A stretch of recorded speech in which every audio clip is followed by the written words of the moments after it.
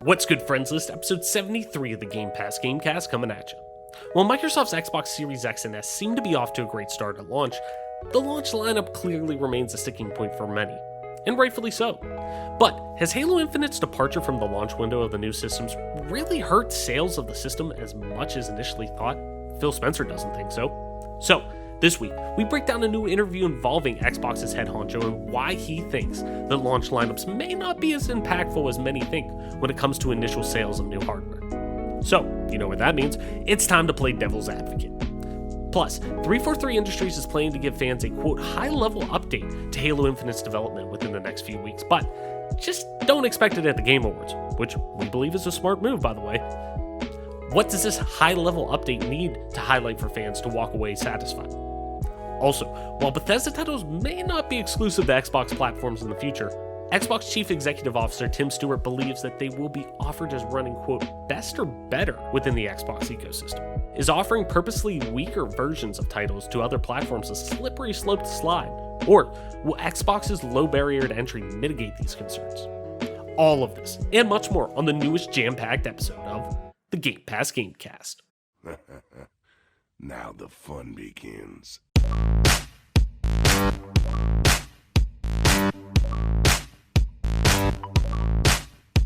Richard. Stop! You violated the law.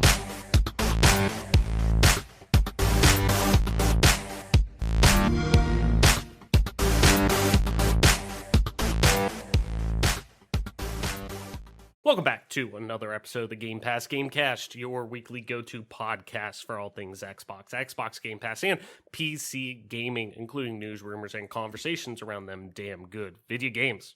You can catch new episodes of the show when they drop each and every Friday morning here on YouTube, Apple Podcasts, Google Podcasts, Spotify, SoundCloud, and all other major podcast services. So, be sure to subscribe to us, rate us, review us, all that jazz wherever you get a podcast that I tell you every weekend. Follow us on Twitter at GPGC Podcast. Stay up to date with everything regarding the show, video games like, and our dope giveaways like our Cyberpunk 2077 giveaway that we're doing right now. If you head on over to our Twitter, or you can just click on the nice little pinned link that is in the description here. You can go over there and get yourself entered to win a copy of Cyberpunk 2077 on us for free. You don't have to pay anything. Just follow us. Unfortunately, I know that probably sucks, but tough shit. We got him. We fucking got him. Once we got him in here, Mike, we got him, you know? Anyways, as always, I'm your host, Travis White, aka Traveless on most internet platforms. Joining me, as always, my partner in crime, the dynamic duo, Mike P-Pack. Mike, what's good? What's going on? And what has been happening in your neck of the woods in terms of video games? What have you been playing? So you're going back to the what have you been playing question, even though you know I'm usually pretty fucking boring with that. Well, you know, it's one of those things that every week heading into the show, and here's a little behind baseball for all you, or inside baseball for all you, you know. Every week heading into the show, I'm like, all right, what am I I need to think of like a new thing each week to like throw you off your game. Like not throw you off, but like throw you a fucking changeup instead of a fastball each time. Like I want to give you something that, you know, it breaks up the monotony. And every time I think that, I'm like, good, I have a couple days to think about it, and then boom, it's fucking Thursday when we record this show, and I fucking forget to. Because I have 75 billion other things going on. So, for this week, you know, I'm holding myself accountable.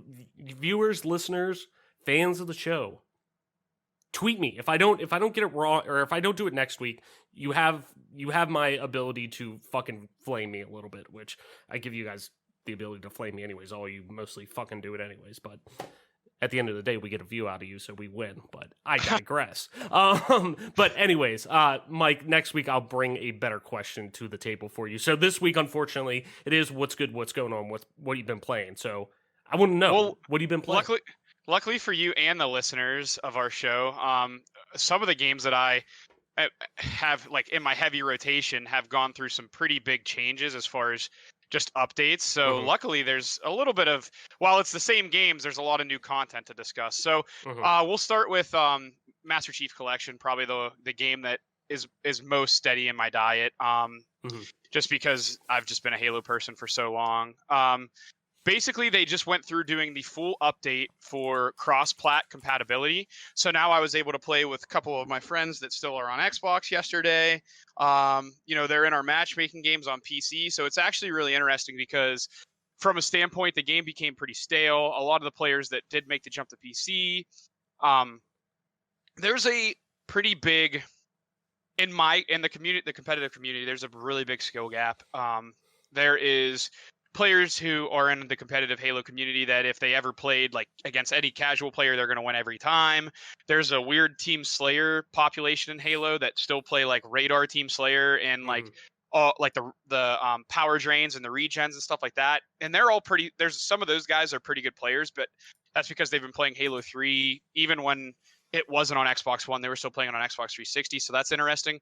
But overall, the update, a lot of people have complained about it. They say they think that it changed the way you aim. They think that all these changes happened. To me, I think the game feels better.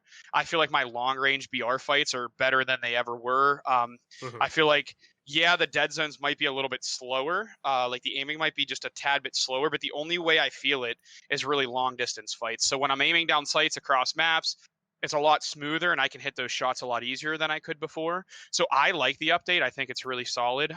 Getting the console players to be able to do FOV sliders and, of course, Halo 4 makes it in the game. So it's really interesting if you have MCC on Steam or PC and you've been worried about the player base, that there's not a lot of guys playing.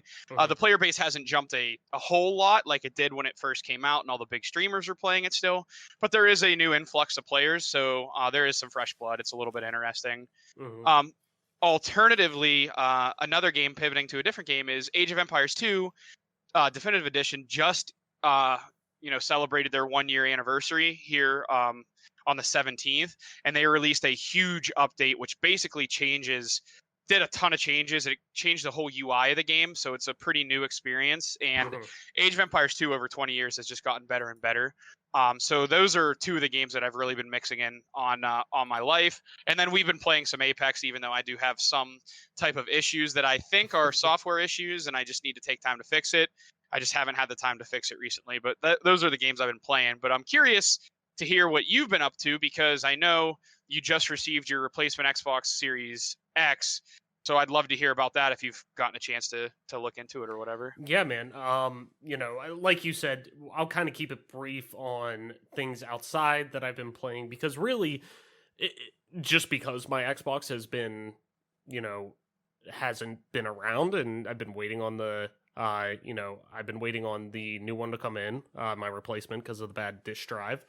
But I haven't really been playing. I've been playing mostly my PS5 primarily. Miles Morales, I've been diving through that, and it's fucking fantastic. But I'm not obviously going to sit here and talk about that on an Xbox show. So, Apex has been that game that within this ecosystem that you and I and Adam have been playing.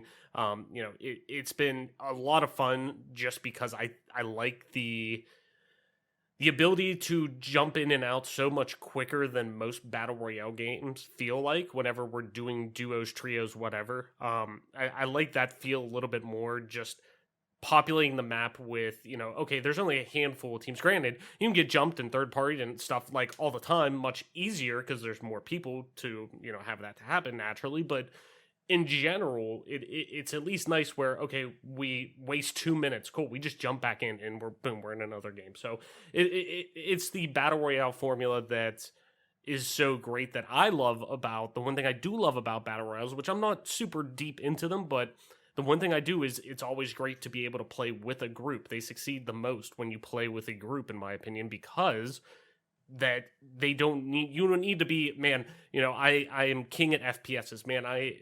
My shots, my BR's frosty type of thing. You don't have to worry about having the best shot. Everyone can play a role in something, almost the Overwatch effect in a way that, at least with BRs, you don't need to, to win a game. You don't necessarily need to be somebody who is completely, stunting on everyone as within first person, third person shooters, whatever have you. But do you feel like with Apex, do you feel like one of the things that makes it so interesting is, like, I know you've played, we used to play a lot of Fortnite, and we did play, I don't remember if you played PUBG with us or not, and I think you have it, so you have delved in PUBG.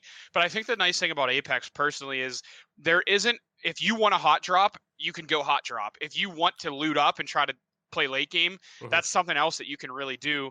But it feels like with PUBG, at least, it feels like, I mean, granted, there is still campiness with Apex, with every BR, because people are going to go for the win. And this goes for Modern Warfare especially.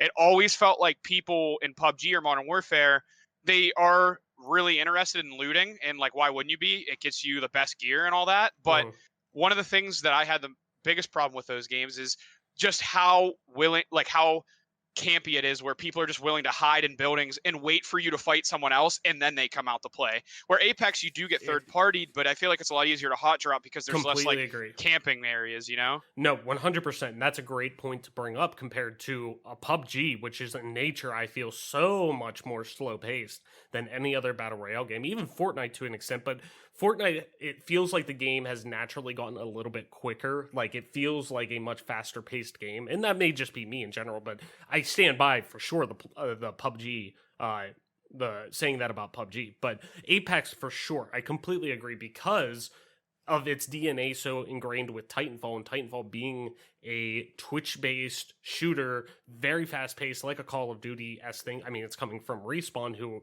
is the grandfather of, you know, Call of Duty Modern Warfare as we know it.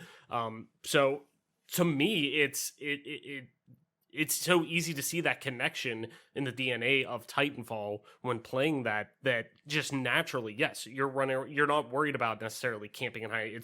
It's too fast-paced of a game with the sliding techniques and jettisoning yourself and just being yeeted across the map at times with different abilities and things, so that like it just naturally, I think, plays into that so much better, that fast-paced nature comparative to different battle royales, which has me wanting to get back in more often than not compared to fucking Fortnite or PUBG or whatever, even though I would like to play PUBG again, just to try it out. But point being, I totally agree with that, but I don't want to hang on that too long, because I did want to give my kind of, it's super early, quick review of the Xbox Series X before we started. You know, I don't want to take up the whole time, obviously, talking about that, because we got a ton to talk about, but I did want to kind of give my quick pros and cons with my short time that I've had my Series X now, finally. I was hoping I'd have it a little bit sooner than I did, but you know what? Beggars can't be choosers. It fucking works this time, and I'm happy. So, but just in my time last night playing it a little bit, it with Guest Train in general, kind of some pros that I want to, actually, before I go into the pros, I'm one of those people, I like to get the bad news out of the way first. So I'm going to kick it. I only have a couple cons, which is a good thing, but I'll start with the cons. Obviously, the launch lineup, like we've been saying for how long, it has its woes. There's no big first party game that's there. Obviously, we're going to talk about that a little bit with, our big topics this week, but in general, it doesn't have that one game. Yakuza Like a Dragon, nothing taking away from that game, because it is reviewing great.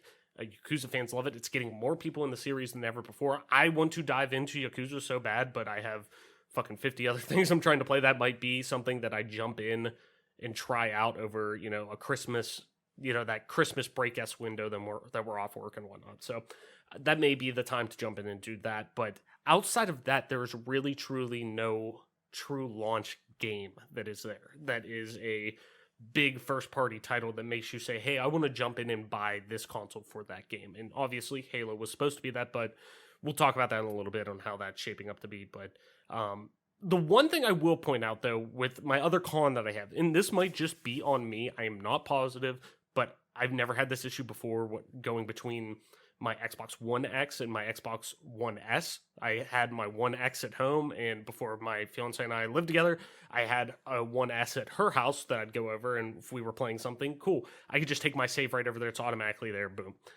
Not all of my saves from my previous consoles showed up on my Series X, which I know they were backed up. I know everything like that. Maybe I need to dig around a little bit more to find those loads, but usually going between like PC, console, xCloud, everything, never have had an issue with that. So I'll have to dig around and try to see if I can find that, because it pulled up my, of course, naturally, the first fucking game I threw in there was Oblivion, just to, fucking make sure, see how it ran and everything like that. And because it did, I believe, get a 1X patch, which is on there, which I would still need to play it on my 4K TV to see how that looks. But point being, I went in there and the save I did have on my Xbox was on there. So it worked fine. Like, that part worked fine. But when I tried to boot up, The Witcher 3, I had it saved on there that was 15 hours in or something like that at one point, and it wasn't found in there. So I'll need to dig around a little bit for that. But, the pros of it, incredibly fast load times. Both the Series X and the PS5 have been absolutely incredible whenever it comes to the load times, getting you in, playing more games quicker. I can't say enough good things about that. Just incredibly time saving that adds up that you don't think about. That I'm jumping in and we're talking I booted up Monster Hunter World, and because I knew that was a game that would at least take advantage of the hardware, or Capcom is letting the game take advantage of the hardware even without a day one patch. Jumping in there, seeing that, and how long I remember it used to take to load is instantly.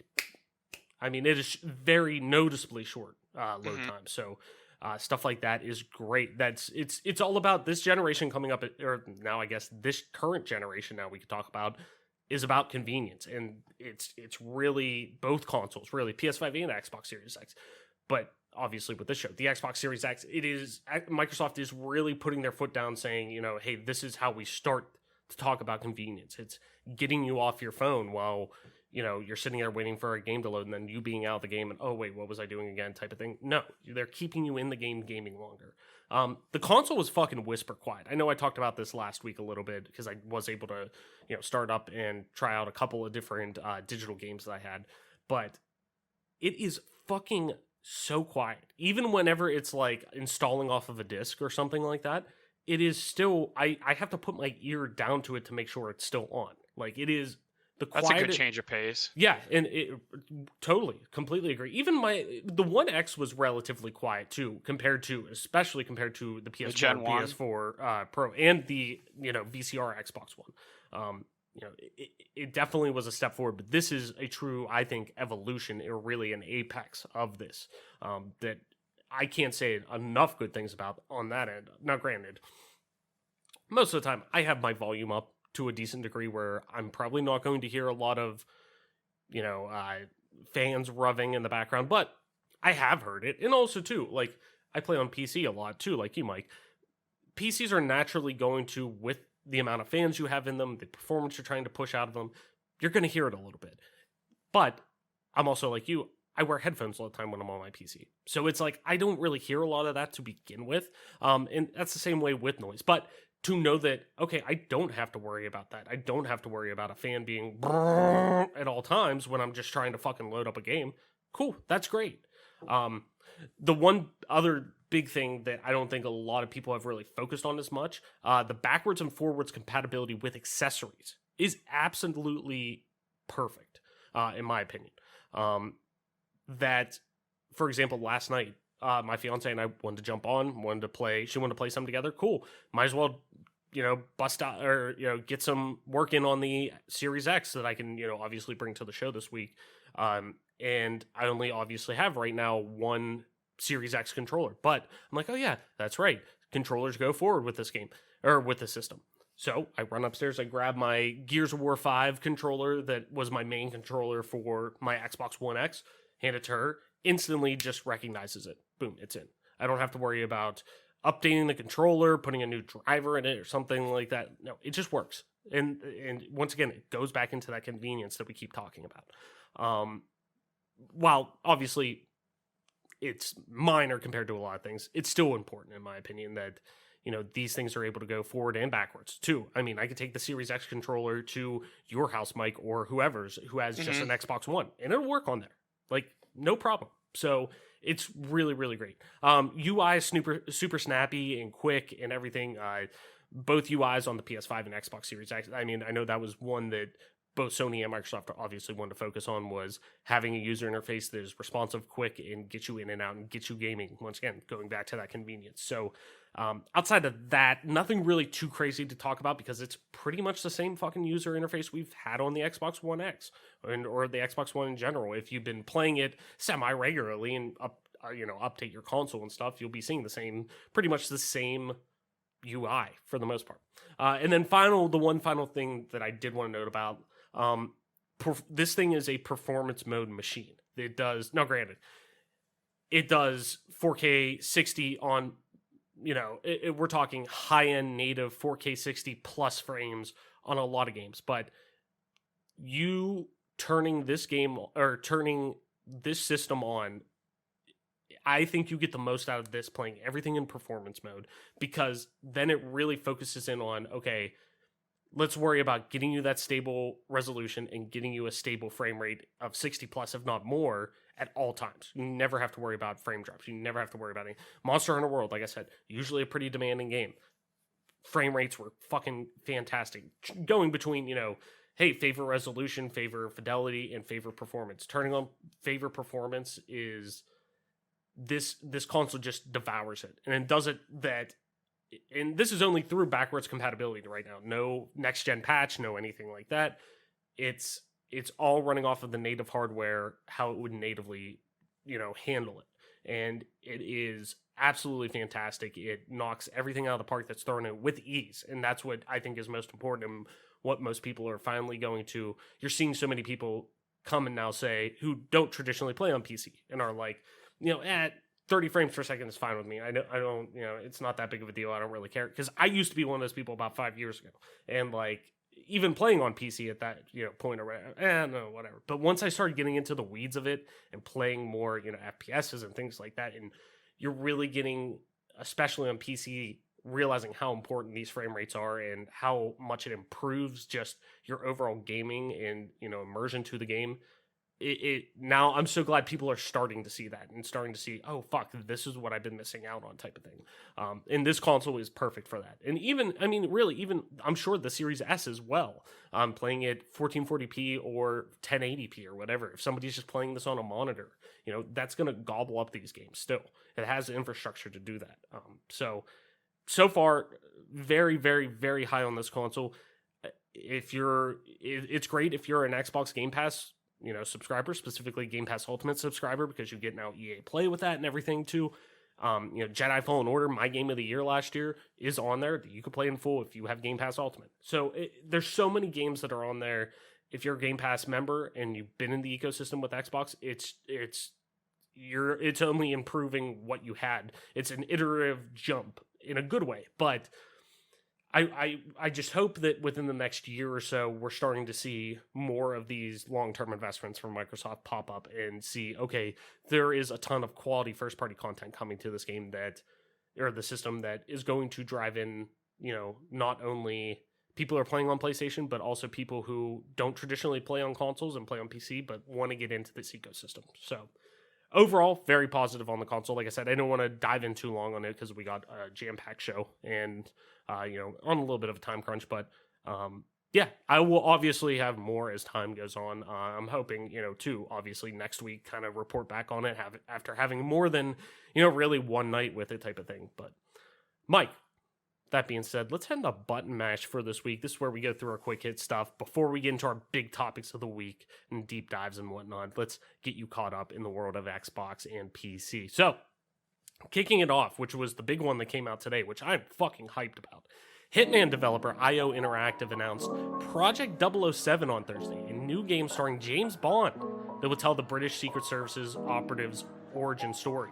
Project 007 will, quote, feature a wholly original Bond story exclusively as a video game, one in which players must earn their 00 status, the studio said in a new release.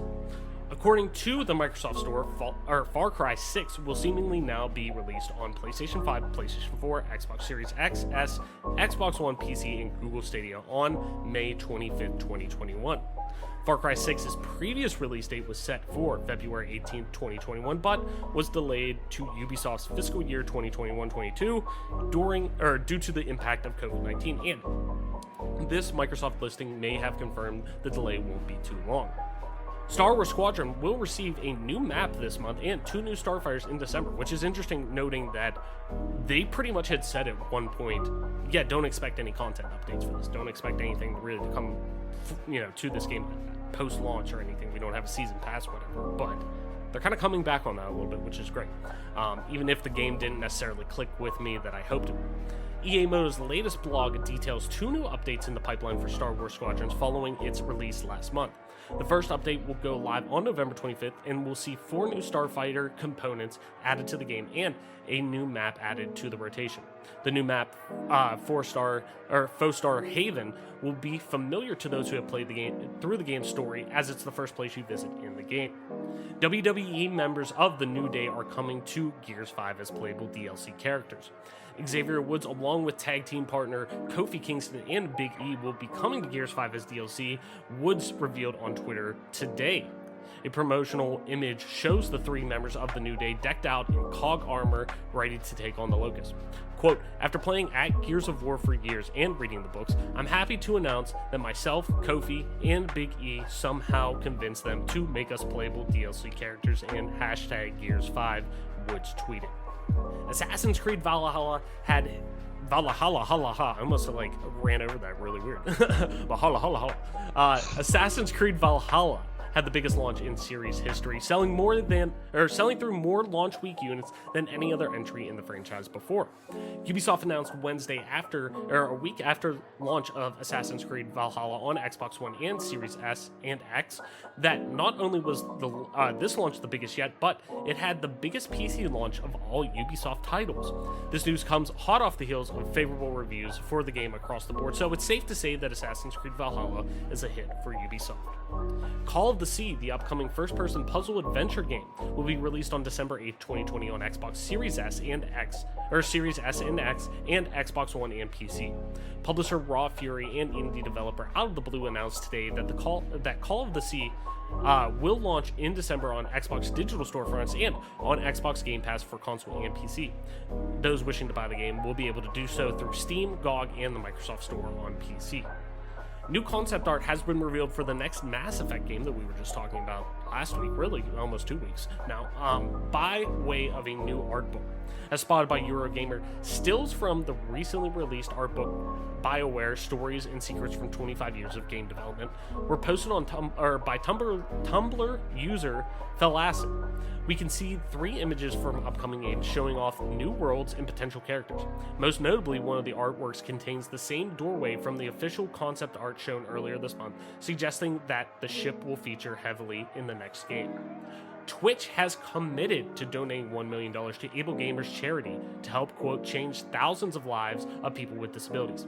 Steven Spahn, the CEO of Able Gamers, and he's also a Pittsburgh guy, so shout out to Steven, not that that necessarily means anything, but it's nice to see our guy out there doing some work, had a goal for his 40th birthday to raise $1 million for the Able Gamers charity, a group that utilizes funds to, quote, bring inclusion and improvement quality of life for people with disabilities through the power of video games, which obviously he was able to hit relatively quick during Glitch Week. So, a police investigation, this was kind of wild. I remember seeing this pop up on Twitter and kind of this is easily one of the craziest things I've heard all year, but it seems we at least have a conclusion right now.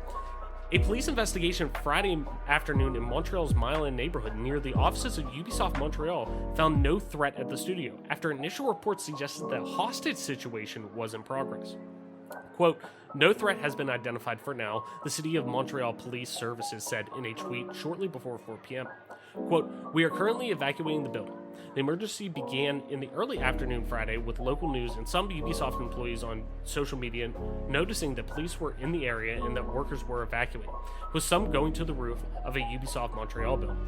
Canadian news program TVA Nouvelles reported that SPVM had sent tactical units, the equivalent of SWAT teams, to the area after a 911 call, reached for comment before police had finished their sweep.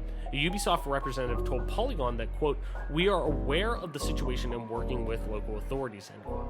TVA Nouvelles, citing unidentified sources, reporting on air during the 3 p.m. hour that the investigation had determined that the 911 call that preceded the police response was a, quote, hoax. So, Mike, that'll about do it for Button Mash this week. Anything you want to run back before we head into our big news topics and just topics in general for this week? Yeah, I have two stories in particular that I kind of just want to dig into, just not as in depth as the stories, but I just really do want to dig into 2 different things. I want to look at the first new Button Mash story you did with the Hitman developing Project 007. And the fact that it doesn't sound like it's going to actually mirror like a movie. So this will be like one of the first times in 007 video game history that there's not a movie to correspond with the game, which I think is interesting because obviously there's plenty of opportunities. There's a lot of 007 games, whether it be Skyfall or Casino Royale, that you could do.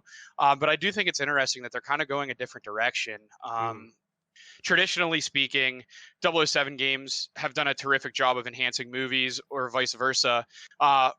GoldenEye, the game, released almost 2 years after the movie. It was like 1 year and 10 months. So the movie, was a revival of sorts for 007 because it had fallen kind of out of popularity going through the 80s. And then in 95, obviously GoldenEye comes out and kind of creates 007 fever again. And then they come out with GoldenEye on N64, and it's one of the reasons why I'm addicted to FPS games to this day, that and Rainbow Six Rogue Spear on computer. So it's definitely interesting that they're creating a new game, but I'm very interested to see how the Hitman developer goes about it, because if you have ever played a Hitman game, it's stealth. I think it'll offer like a rare opportunity for an open worldy 007 game. Where every game today seems to be going that direction. I'm very interested to see and intrigued to see what they do with this project, because it's been a long time since we had a 007 game, and I traditionally like pretty much every 007 game I've ever played, whether or not it's like, it might not necessarily be terrific for a multiplayer experience, but their campaigns are always pretty solid. Because I mean, how can you mess it up? If it's a movie, you just kind of mirror that. So that's something to watch. For me, WWE stars Xavier Woods, Kofi Kingston, and Big E coming to Gears 5 is kind of a big deal, but not for the reasons you might think. To me, it's not the first major crossover with games and sports stars. Obviously, we had it with the new Assassin's Creed game. Cody Bellinger. Yeah, and Cody Bellinger. And then, if you guys might not remember this, but during the E3, where Gears 5 was released, AJ Styles, Tyler Breeze, and Austin Creed showcased the new escape mode. So it's not the first time that the Coalition has gone to WWE stars, and I'm sure it won't be the last. But it kind of does make sense. Like, WWE stars are freaks of nature in general, and their body types are pretty much atypical or like typical for what you would believe a cog to be in real life. So it really just kind of clicks and makes sense. You know what I mean? But it's something that we might want to look at, with mainstream media, sports, things of that nature, kind of intertwining with video games, maybe some of that negative stigma around gaming starting to go away. Also, I think we can look at this as a mutual benefit for both parties, because even though WWE is bigger than Gears, I think it's great for both parties, because if WWE fans aren't that familiar with Gears, they might dive into it if they're a huge Kofi Kingston, if they're a huge fan of Xavier Woods, Kofi Kingston, and Big E, they might want to check out Gears, or vice versa. If Gears fans love Gears and then they see these two new WWE stars, they might want to check out what those WWE stars do on a weekly basis. So I think it's great for both. And then quick hitters, I just want to talk about giving kudos to Twitch. Love them or hate them, Twitch seemingly does try to do the right thing for the gaming world in certain circumstances, even though they do have a lot of negative things they do. $1 million, that's huge. So good on them for doing that. I have to give a shout out to Ubisoft Montreal. Kudos to them. Obviously they made a hit, and their Anvil Next 2.0 engine seems to be working flawlessly for the project. And it seems like Assassin's Creed Valhalla is like a legit GOTY candidate. Like, it could be game of the year. And you've been pumping the tires on this bitch since the day they announced it. So I'm happy for you, and I'm happy for all the other people that have been experiencing it. It's a game that I haven't picked up yet, but I'm very happy for all my friends and all of you that might be listening that are enjoying it. And then also, I can't bring up. Go ahead. What were you going to say? No. Go ahead. Finish. I want to hear it to the end. I was going to say, I can't bring up Ubisoft Montreal without saying thank God that the active shooter situation sounds like it was a hoax. But I did want to use this opportunity to say that the fact that shootings are so normal in our society, especially in America, is really sad. It was shocking news to hear the target of the attack, but like, let's be honest, like, active shooter situations, especially for Americans, is like, okay, new day, new active shooter situation, which is really terrible. And I really want to use the opportunity just to bring up, make sure you're checking on your friends with mental illness situations. I think as a society, we could all do a much better job at trying to understand mental illnesses, how to treat them, and how we can help those people. And also, even though I can be a bit of a trolly troll and I can be negative, and trust me, later on the show, I'm going to be a little, a little aggressive towards 343. Mhm. Kindness goes a long way, and just being kind to one another can really change someone's day or potentially someone's life. So that's kind of all I had to say about the quick hitters and the button mash. So without Mhm. further ado, I can turn it back over to you. No, definitely. I have yet to. I was gonna say I've yet to. I own Assassin's Creed Valhalla. I have yet to boot it up just because I've been balls deep in Miles Morales and different things like that. And I'm one of those people that like in not to get off Xbox for a second, but because I play on everything, like I love trying to get platinum trophies on PlayStation, and I want to platinum Miles Morales because I platinumed Spider-Man before, and I want to obviously do that. So, and I'm one of those people that once I start a single player experience like that, I want to cap it off because I'll do replays of things, no problem. But if I'm playing through something, I want to see it to the end because I'm one of those people. Okay, I drop it and I try to pick it back up, and I'm like, "Fuck, where was I? What was I doing?" Yada yada. It's just better to like kind of bookend something, finish it off, whatever. But Assassin's Creed Valhalla, I'm expecting to get into that probably tomorrow or something like that. I finished Miles, I'm almost close to the end of the platinum, so I'm really excited to get into AC Valhalla. It looks fucking fantastic. It looks like it's going to be definitely a great bridge, almost like a tide me over. One, I love the previous new iterations of Assassin's Creed, so I'm really excited about that in general. But let alone that now it is looking much more like a Witcher game as time goes on. So it'll be a nice like kind of this will bait me over and for the next couple years until we eventually get a new Witcher game in 2035 or whatever. So I'm really excited to jump into that, but totally agree with a lot of pretty much everything you said. You went through it excellently and gone through the I can't stress enough what you were saying about mental health and the whole Ubisoft situation, because it's one, nothing to joke around about, obviously, but two, more dire situations like this that actually come to fruition are usually caused by mental health. And, people need to just realize that it's not bullshit. It's not rub some dirt on it. You're all right. It's no, just check on people. Make sure be there. Most times it's somebody just needing someone to reach out to them and have that, trust fall into somebody to lean on them a little bit. But and then two, just kind of like what you're saying with the New Day, Xavier Woods is a fucking massive gamer. They all are, I'm pretty sure, but Xavier Woods being the guy with up down down and his YouTube channel over there, he is a huge gamer. So this is really great for him, and all the guys too, obviously, but definitely somebody like Xavier who's been going to bat Austin Creed for video games for so long. But Mike, let's head into the news and topics for this week. Our big topics for this week, since we got a jam-packed week as always. But let's kick it off here with our first one.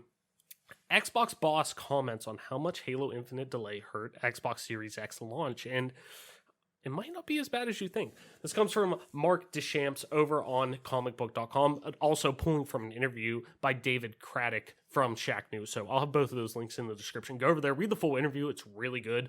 But yeah, let's kick it into it. It has been just over a week since the release of the Xbox Series X, and the console launched without Halo, one of Microsoft's biggest franchises. Halo Infinite was intended to release alongside the console, but was delayed over the summer following negative reception from the game's graphics. Halo Infinite is now slated to release sometime in 2021, but an official release date has not been announced. In an interview with Shack News, Xbox boss Phil Spencer opened up about the decisions behind the delay of Halo Infinite and whether or not it would have made a difference in sales for Microsoft's next-gen console. Quote, "I wanted Halo Infinite at launch. There's no doubt about that," Spencer said to Shack News. And we thought that there would have been a special sentiment moment because the last time we shipped a Halo and a console at the same time was the original Xbox. When Bonnie Ross, head of Halo Infinite development studio 343 Industries, and I were talking about it, there was something heartfelt about those two things coming together. But the safety and health of the team has got to be first and foremost. And then the quality of the game, obviously. Those things have to win over anything else. Prior to the delay of Halo Infinite, developer 343 Industries had cited the coronavirus pandemic as the reason for the game's then current state. Spencer's comments on the, quote, health of the team seem to reference to that fact, as well as the crunch that is all too common throughout the video game industry. In a follow-up comment, Spencer stated that the delay didn't seem to have any impact on sales of the Xbox Series X. Quote, sales are going to be dictated by supply this holiday. I know there'll be press that want to write Xbox launch lineup versus PS5 launch lineup, but if they're both sold out completely, I'm not sure the launch lineup had much of an impact on anything other than maybe some review scores, Spencer continued. It's not going to dictate how many consoles we sell. The number one thing that's going to dictate how many consoles we sell is not the competition, and it's not Halo or launch lineup. It's going to be how many units we can build, end quote. So this is a really important aspect that, we, both media, fans of gaming, people who care about the industry in general, need to keep in mind when we're really trying to quantify the success of the Series X and S at launch. If, both console offerings are sold out, referencing, I'm talking both Xbox systems and the PS5, then how could the launch lineups truly have affected the sales of the system? Now, granted, this is looking back with 2020 hindsight and whatnot, but we've talked about it before that the target demographic for these consoles right now are enthusiasts. They're your early adopters. They are the ones who are going to get this console no matter what.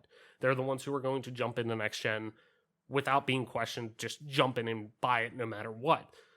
They're the early adopters. They're the ones who are going to get in there. But take out that current scenario. Let's play devil's advocate. Say, Infinite would have launched. And really, you can insert really any high-profile first-party title that Microsoft could have launched this system with in general. And there's a solid 2 to 3 month build-up to that launch of these consoles that's being paired with, exciting software like we're talking about. Could those impressions and metrics known ahead of time warranted Microsoft to really try their best to produce more over the past 6 months to accommodate that? It really makes you think, Mike, like maybe both Microsoft and 343 knew Infinite wasn't launching with the system longer before than they actually led on to, like you've kind of mentioned in the past.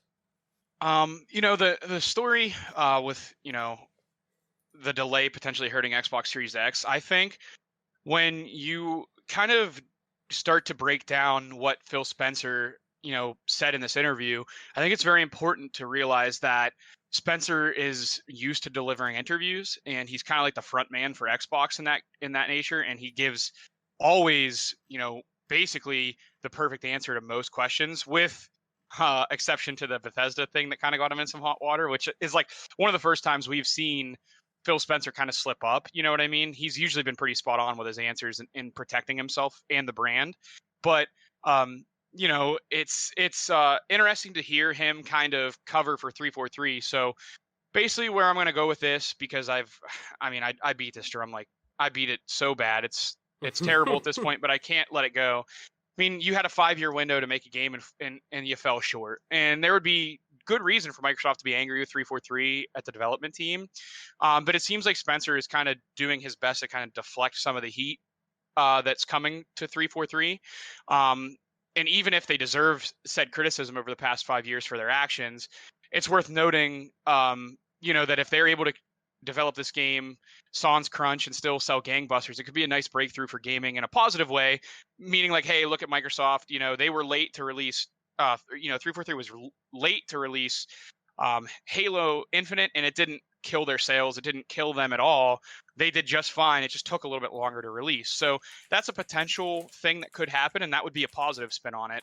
But I think, covering for the incompetence of 343 by blaming the pandemic is fair to a certain extent, because it gives you you can't just ignore the fact that COVID's a thing, right? Like that would be pretty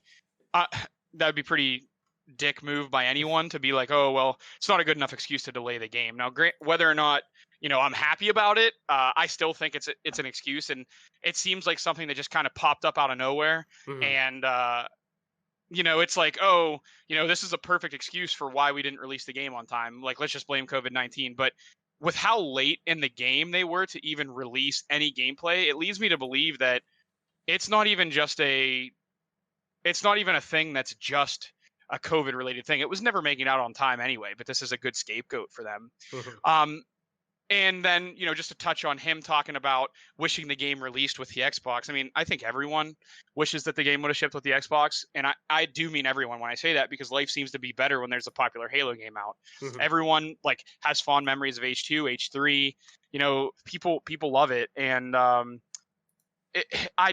will say that it has to be admitted that 343 should be given credit, because they released MCC as an unfinished mess, and they lost a lot of brand loyalty and trust. So hopefully the delay that they have and the flack that Spencer is kind of diverting from them allows them to kind of release a game that's full. And by that, I mean, I don't want to, after 6 years of a game of development, I'm not waiting to download the campaign in episodical style like Telltale Games. The BR mode shouldn't come 2 months later. You didn't delay and miss the launch of a console to eventually release a half-ass game anyway. So just take your time and release the game in a full way is my thing with this. But again, I just want to reiterate the fact that Phil Spencer is a consummate professional when it comes to interviews, and he's always going to say pretty close to what needs to be said or what's the right thing to be said. Yeah. I mean, I like think you're going to said, get that with every corporate leader, I guess, if you could say. But to a degree, I've always loved Phil's approach in terms of transparency. He's always been very, very upfront with, almost like to a degree like Pete Hines with Bethesda. I've always loved him with his work that he does. Not only, he's been at Bethesda now for well over 20 years, that it's, how he interacts with the community and talks to the community is very blunt and very straightforward, and sometimes it isn't what you want to hear in terms of like a delay or something like that, just like Phil does. And but at the same time, he's going to be honest with you, because both of these people at heart are gamers. They want to see the gaming community grow. They want to see this industry grow beyond just what it is. And so at the end of the day, they're hurting themselves doing not being honest with the people. So and I totally agree that it's hard to look back on a game where as big as Halo Infinite, and it's hard to look back and say, man, if we would have done something like this, because nobody can predict the pandemic. I mean, nobody was able to predict that. No matter what fucking conspiracy theory or whatever you fucking hear out there, nobody could predict the impact it's had right now. Not whether it could have been avoided or not, but just the impact that it's had and going to have moving forward. But for, gaming in general, in terms of developing games and whatnot, like, it's, nobody can really predict that. But at the same time too, it seems like it almost as if there was internal push and pull, and we've seen that kind of, it's almost like doing tug of war, and the rope snaps, and it's like, okay, now what type of thing. And you're seeing those kind of things, the fallout from that. We've seen people leave. We've seen, that Microsoft obviously knows how much is writing on this fucking game, that they're like, we need to get this right for all parties. We need to make sure, because this potentially is, I truly think this is Halo's last hurrah in terms of making it as important as, and like you said, it's almost, it's almost like all boats rise, what is it, with the rising tide or something like that. Like, gaming only helps gaming with a good Halo game, and it only helps whenever it's only going to help whenever a title like Halo, a franchise like Halo, that is on the Mount Rushmore gaming, in my opinion, for how impactful it was, that nothing is stopping it from getting there. It's except for itself and internally. And I think we've seen that kind of move around. But if you ask me, like, granted, I think it does mean that they knew way ahead of time that this game wasn't going to be ready, or that it wasn't going to be in the state that it should be in. And it was going to be a long-term process and I'm glad it seems like Microsoft made that choice too. Hey, we're giving you the green light to fucking switch to a red light right now. And I think that's important. I think that's much more important than having a good launch lineup. I don't care what the games launch with. I mean, look at the PlayStation 4, last generation now, I could say. I gotta get used to that. Look at the PlayStation 4's launch. Realistically, it had Killzone Shadowfall. Outside of that, I am hard-pressed to say that I think Microsoft had more launch games than that, outside of Resogun on PS4. But the PS4 didn't have a stellar launch lineup. It really wasn't stacked or anything. Like, it was after the first couple years that the PS4 got in its swing because of, one, the amount of people who bought in at a lower price rate or a lower price and were able to game much more on that system comparative to the Xbox One. That, you look at that, but the launch lineup didn't do that. I mean, yeah, it's great to have that, and you'll have instances like Breath of the Wild with the Switch or something that really, I mean, that is the defining experience on the Switch still. But it's very far and few between that launch lineups are stellar. I mean, really, the best launch lineup is arguably the original Xbox with Halo. And, the Switch with Breath of the Wild. That it had these titles that were, you had to buy that console to get it. That is the whole reason why you're doing that. And I hope I'm wrong, obviously, but I don't think Infinite was going to be that either way. And I don't think the PS5 has that either way. I fucking love Miles Morales. It's hands down one of my favorite games this year. But it didn't make me be like, dude, I got to get a PS5 right now. Because I could play it on PS4 if I wanted to. I love video games. And I want to buy into that. But point being, that wasn't going to make me rush out and buy that. Launch lineups are what they are. And I don't think and this is me just being honest. Granted, both these consoles having backwards compatibility day one makes it so much easier to buy into these consoles. But the launch lineups aren't going to really push anything. I mean, it's great to have. Obviously, I'm happy I have something to play on my PlayStation 5 compared to my Xbox One or Xbox Series X. But at the same time, like, that doesn't make me think that the Xbox Series X sucks and I'm just not going to buy it or whatever. Like, they have thousands of games I can play on Game Pass or backwards compatible or whatever. Sure. So it's such a, I don't think it would have hurt sales. Like, it would have helped, but I don't think it would have dramatically, like, you look at it now and I believe it's VG Charts, that put out an estimate saying that Xbox Series X and S sold an estimated 1.2 to 1.4 million units on launch day alone. And that's a lot. That's fucking fantastic. That is fantastic. Granted, 2 consoles on there, so that kind of makes up for it, but that is fucking fantastic for where Xbox was at the beginning of the Xbox One generation. Dude, you could walk in on any fucking day of the week for the first couple months and get an Xbox One. Like that. Like, they weren't fucking moving. Now, granted, you'll never hear Microsoft come out and actually say how many, systems they sold or anything like that. But point being, like, it doesn't fucking matter. Like, it really doesn't. Like, they'll never come out and say it. The launch lineup just doesn't matter when it plays into that. People are going to buy the hardware at launch anyways. Like, that's just, I think, all that they're saying. So, I don't know. Mike, let's continue the Halo Infinite talk here as we move into our next news article. Halo Infinite high-level update coming soon, but not at the Game Awards. So we're going to have to possibly wait a little bit longer. This comes from Matt T. Kim over on IGN, as always, a link in the description.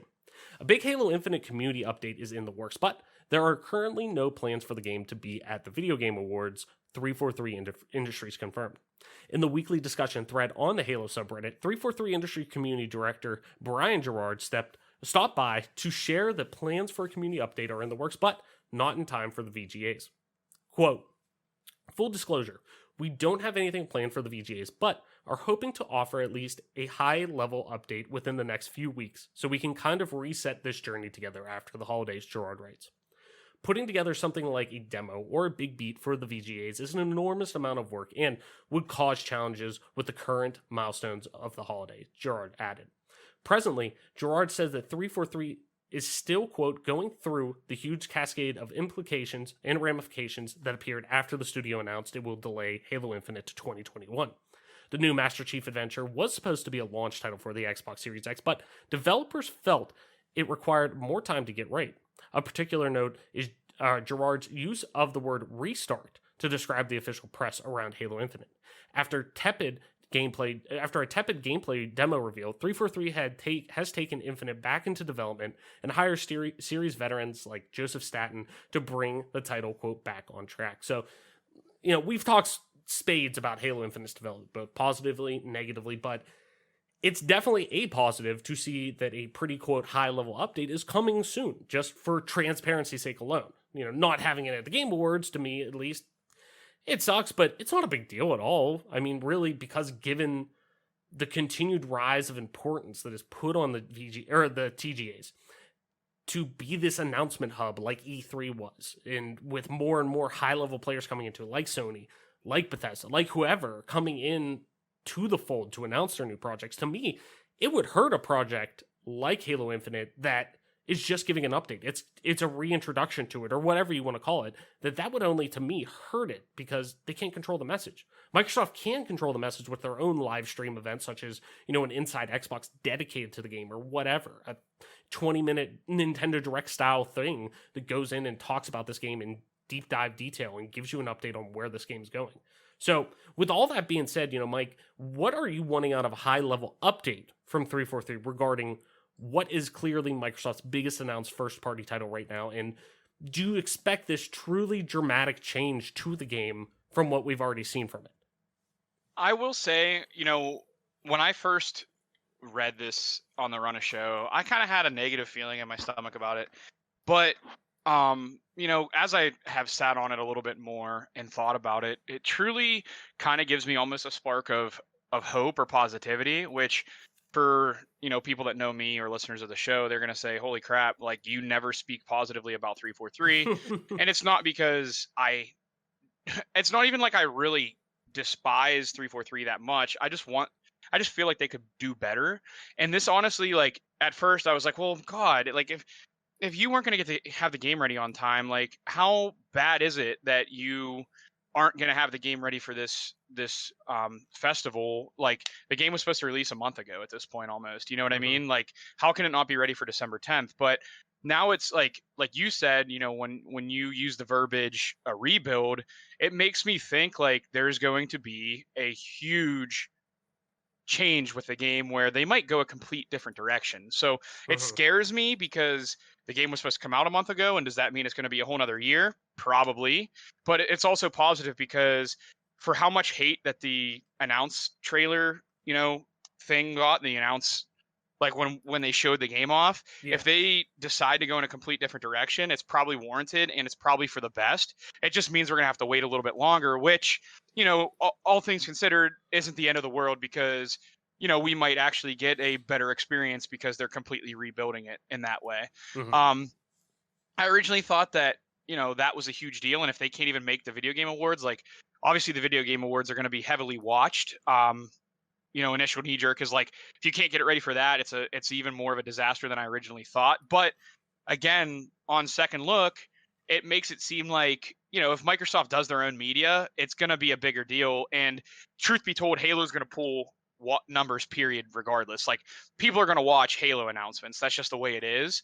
So I think it's worth thinking about, like you said, if Microsoft's going to do their own thing, like a Nintendo Direct, it's going to be huge regardless, because anything you tag with the name Halo is going to have people watching it and tuning in. So definitely not as big of a deal as I originally had, like the knee-jerk reaction of being in a panic. So I will say, like, I actually feel positively about this news that, yeah, it might take a little bit longer for us to get the game, but hopefully it's amazing when it comes out. No, I totally agree. And I think, with how they've buckled down, how they've went dark, because we really have not heard a single fucking thing about Halo since it was delayed at the beginning of August. So between now and well over 3 months later, potentially, a 4-month window or whatever that we're probably going to hear about this, to me, it's almost like a No Man's Sky type of situation where it's, hey, when No Man's Sky launched and it didn't live up to expectations and people were disappointed by it and Hello Games got a lot of shit, Sean Murray and them, to their credit, put their head down and said, let's get to work. Went kind of media blackout a little bit, and I'm sure that pissed people off at first, but they were focused on fucking making this game good. And that's what I think 343 is, because I think, for as much shit as you've given them, me have given them, I think fairly, both sides, I really think fairly at times, that to a degree that I much rather like that, where it's, hey, you know what? I don't care what you say between now and then, as long as it's purposeful, it's transparent, and it's valuable information. I'd rather them do that than talk about, there's this skin coming, or, we have this new partnership, or, this. I don't want to hear about any of it. I'm worried about the game right now. I'm worried about how that works out. Let Microsoft, they can eat the money on those partnerships or whatever, because they have the fucking money to do so. that means, okay, we don't have to talk about that now. Like, they're eating the money right now, I'm sure, on the Monster Energy drink deal that's out there right now, that you can go and pick up Monster Energy drink cans and get a code for double XP in Halo Infinite that's out there right now that you're not going to fucking use till how long? So they're eating all of that right now. And it seems like Microsoft is going to continue to do that because that's the right fucking thing to do right now. Give them the ability to support that studio, to say, this is I think their last shot, at least 343's last shot, like we've talked about before. I don't think it's that outlandish to really talk about this at that point, or at this point, that if they drop the ball on this one, then it is time to, I think, start actually having hard conversations about the direction of this franchise. And, to me, all I want out of an update is valuable information, such as, okay, here's what we've changed since you've talked, we listened. This is what we did about it. This is what you can expect from multiplayer. This is what you can expect about blah, blah, blah. We're going to be doing flighting right now, we tentatively have flighting set for, Q2 of, or summer 2021. And, we're setting our, you're going to hear more about the game when we have good information to tell you, but keep your eyes set for that date, because that's when we're planning on letting you get hands-on with this and letting insiders get builds of this. That's what I want to know. I'm more worried about that. And I think that's just what Halo fans in general want to know. Especially after how much of a disaster Master Chief Collection was on original release. 100%. Like, clearly, they came out and said that there's going to be extensive betaing. And then when we're getting into July and there was no beta yet for Infinite, a lot of people, including myself, started, raising questions like, this game, like, basically saying, like, this game's never getting out on time if we're not even beta testing it yet. You know what I mean? Right. Like, you'd like to have that a few months ahead of time so you can make the necessary adjustments and not be crunched, like, right towards the end, 100% agree. 100% agree. So I think, at least, and I think we're both on the same page, just important information. Give us factual, important, solidified information that you want us to know, not fluff, I'd rather you give bad information if it means it's important at the end of the day, because we both care about this franchise. We just want to see this franchise fucking succeed. That's it. So I don't know, Mike. Fingers crossed. I like I said, I think it's just positive in general that we're getting high level information about this game and they're being transparent about it. They're not talking about it right now because there probably isn't anything to share right this second that they feel comfortable sharing right this second. They're being smart about this, and I appreciate that. And hopefully they continue transparency with it. So, Mike, let's move into our last topic for this week. Bethesda games might not be Xbox exclusive. Shocker. Before we get into it. Actually, let me do that bit again. Mike, let's head into our last news article for this week. And if you, ladies and gentlemen, had us talking about Bethesda on your fucking bingo board for the episode this week, guess what? You got bingo, because it's every fucking week we're going to end up talking about Bethesda, because this situation will not die ever. It's only going to get worse. Bethesda games might not be Xbox exclusive now, but will be, quote, best on Microsoft systems. This comes from James O'Connor over on GameSpot. As always, link in the description. Earlier this year, Microsoft made waves with a $7.5 billion purchase of Bethesda, the company behind Elder Scrolls, Wolfenstein, Dishonored, Doom, and many other huge franchises. Since then, it's been unclear if future Bethesda titles beyond Deathloop and Ghostwire Tokyo, both announced as PS5 exclusives ahead of the deal, would be console exclusives to Xbox consoles. Now, some new comments from Xbox Chief Executive Officer Tim Stuart give us some more insight into the thought process behind this purchase. And it's not necessarily about exclusives, but about having the best versions of the games available. Speaking during the Jefferies Interactive Entertainment Virtual Conference, say that 10 times fast, which was transcribed by Seeking Alpha and then picked up by Gamatsu, Stewart talked about the Bethesda purchase and how it fits within their larger plans. Stewart said that they are, quote, highly encourage cross-platform play, and that it is better for them if everyone is succeeding. Quote, classic rising tide lift all boats. Oh, look at that. I tried saying that fucking shit not that long ago, and I couldn't say it that well. He says, Stewart digs into some long-term plans and says, quote, we don't have intentions of just pulling all of Bethesda content out of Sony or Nintendo or otherwise. However, even if these games come to other systems, he believes they'll be at their best and sometimes arrive early on Microsoft platforms. Quote, what we want is we want that content in the long run to be either first or best, or pick your differentiated experience, if I can say that right, on our platform, he said. We will want Bethesda content to show up the best as on our platforms. He says that it's not, quote, a point about being exclusive or having an adjusted content roadmap compared to the competition. Quote, but if you think about something like Game Pass, if it shows up best in Game Pass, that's what we want to see. And we want to drive our Game Pass subscriber base through that Bethesda pipeline, Stuart says. So, again, I'm not announcing pulling content from platforms one way or another, he continues, but I suspect you'll continue to see a shift towards a first or better or best approach on our platforms. Because this purchase will not be finalized until 2021, Microsoft and Xbox staff are currently limited in what they can say about future plans. It's likely that more details will come to light in the new year. Earlier, Bethesda's Todd Howard said it was, quote, hard to imagine Elder Scrolls 6 being an Xbox exclusive, and now it sounds like it might not be. Microsoft has also suggested before that this purchase was not about the exclusives, and there's been speculation that Microsoft was interested in Bethesda's Orion streaming tech, which is good to remember because they talked about this 2 years ago at E3. I think 2018 is when they thought. No, 2019. No, it was last year. They talked about their Orion streaming tech, which is really cool.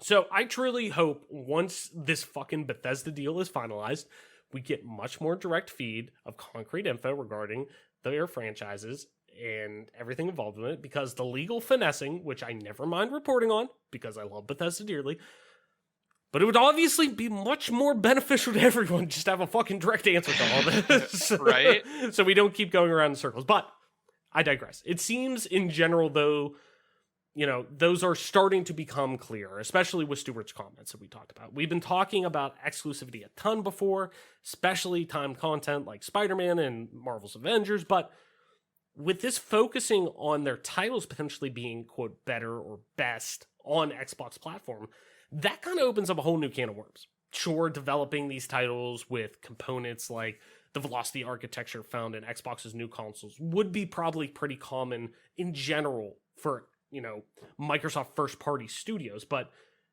considering how widespread Bethesda has been ingrained in just the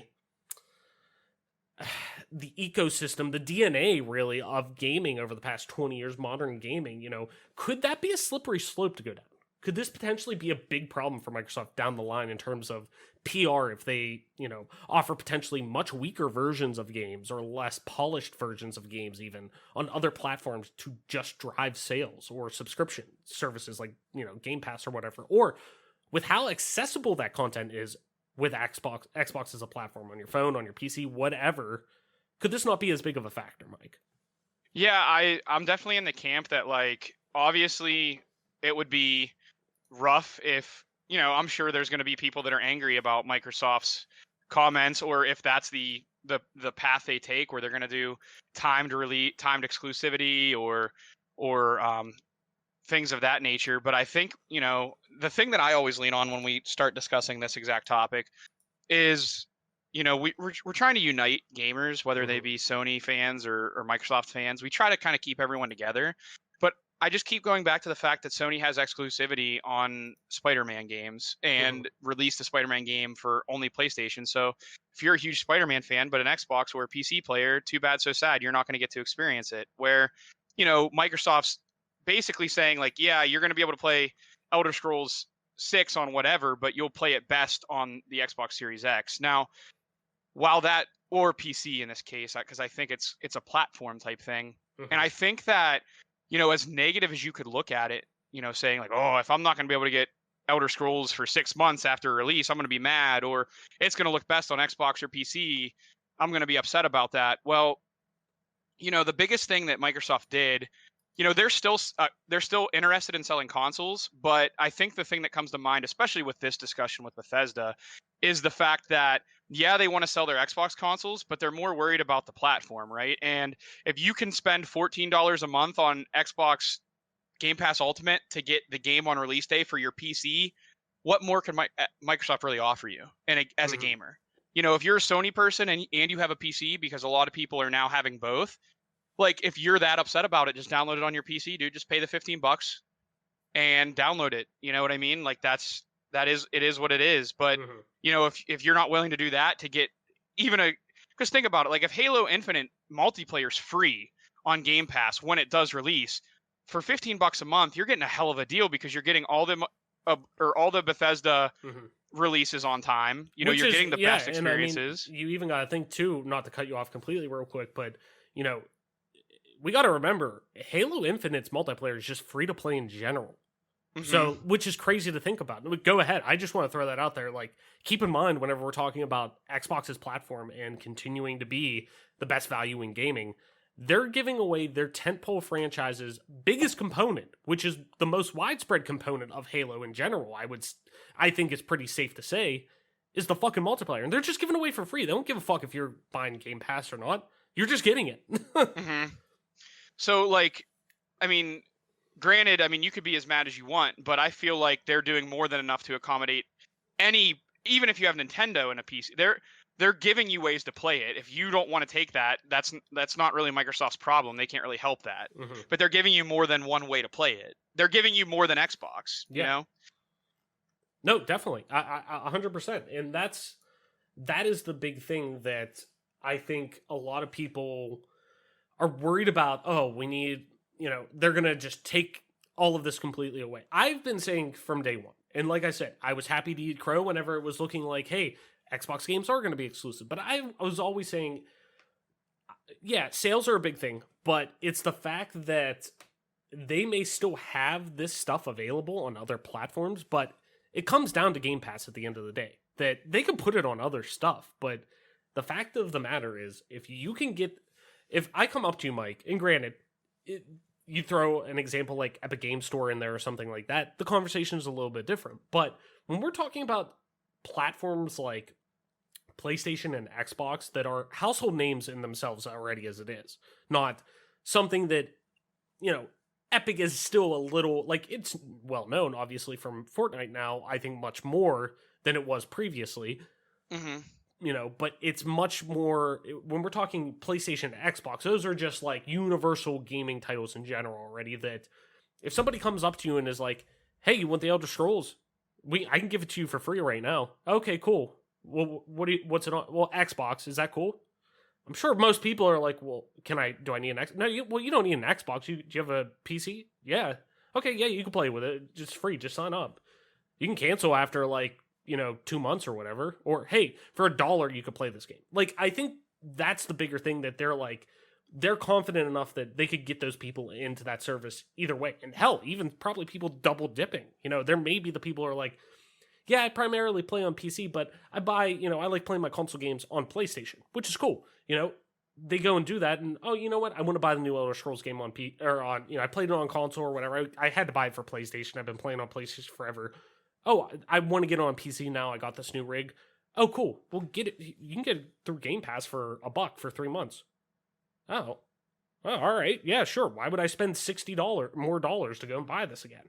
You know what I mean? So I think there's a confidence with that I'm not as worried about them offering. I think the ability to actually get in and use these games and play these games on their terms, I think that the ease of accessibility with that is going to help, kind of mend the initial cut that's probably going to happen from it. But in general, I still though am worried that I don't want to go down this slippery I don't like the idea of saying we're going to. They could say, hey, this game was designed with Xbox in mind, because Square Enix is doing Project Athia or something like that. I can't remember the exact title, but it's a Square Enix game that almost looks like a Final Fantasy-esque game that is being developed with the PlayStation 5 in mind. It's still going to be available on PC. It's still going to be available, eventually on other consoles, it sounds like, but it's designed with that in mind. That I'm okay with, but to have this thought of potentially releasing a title out there that is, hey, we're still going to put it out on other platforms. It's just not going to be that good of a port. To drive sales just to go out there and say, yeah, we're going to do this, but we're going to actually purposely make it worse for another console. I don't like that. Like that kind of rubs me the wrong way a little bit. But if it is literally just, hey, we designed this game with Xbox in mind, it works, hey, it works on your PS4 or your PS5, I mean, I gotta get used to that. Hey, it works on your PlayStation console. Hey, it works on PC. Great. It was designed with Xbox in mind. It probably plays a little bit smoother, but hey, it's still a great experience. You can still get. We're not taking anything away from you. So it's almost like playing a game like Assassin's Creed Odyssey. It was developed with AMD chips in mind. So it gets a little tiny bump from an AMD chip when you do play it. Kind of like it's the same type of thing whenever you're, it's same type of thing for that. Like, that's understandable. But I don't know. And I just don't like the idea of potentially holding back stuff just because of the fucking dollar talks and capitalism and shit, So, I don't know. Mike, let's end the party chat this week as we wrap up the episode. This is where we are going to propose one question at the end of each week of the show, if you're new, that we want to just talk about. It could be as simple as what's your favorite story beat in the game, what have you been playing during quarantine, or it could be a little more in depth as to why the negative stigma around gaming still exists. And after answering the question ourselves, we'll kick it over to you to tweet your responses to us over on Twitter at GPGC Podcast, and we'll read some of them the following week. Last week's question, do you ever see a first-party publisher, obviously talking Microsoft in our case, but could be PlayStation, Nintendo, having too many development studios under their wing? Could that be a problem? Could quantity over quality come into play? And Mike, let me tell you, we got an answer from not Spider-Man 16, and he kicks it off. Ask and you shall receive, bitch. He said, I don't think so, but if they ran into a Netflix situation with minimal great content but tons of crappy content, I could see it being a hit to their namesake. Totally agree. So this week's question, Mike, by holiday 2021, how many Xbox first-party titles will be announced, like in general? Not released, but announced in official capacity where Microsoft and Xbox acknowledge, hey, the new Fable is in the work like it is now. Like, how many do you think by this time next year will we see? This isn't counting what's already like Halo Infinite? Like, this isn't counting what's already been announced, right? No, it can. I'm saying, like, it doesn't matter if it's released or not, but it's officially announced. And that's like back stuff. And I'm talking for Series X and S. And how many studios they have again? Like, a lot? 23 now. I mean, I don't know. I don't know that it would even be crazy to say 23. I'll say 15. I think that's like a median number. I think that's reasonable. But again, I wouldn't be surprised if we saw all 23 announce something. Yeah. Maybe that's an agreement that Microsoft had with them. That's like, hey, you guys have to, announce what you're releasing. Yeah. No, so, I don't think that's ridiculous to think. I was going to say like 13, 14, something like so right around with you in terms of that. I think that's a reasonable. Now, I think by this time next year, we'll know that 23 of the 23 studios, all of them are working on something. Maybe not know what it is. Like, they may not say, in an official capacity, hey, it's the initiative. They're working on, Perfect Dark. But we'll at least know that they're working on something. We'll say, hey, X, Y, and Z studio is now developing an Xbox exclusive title or something like that. We will know that. We may not know what it is.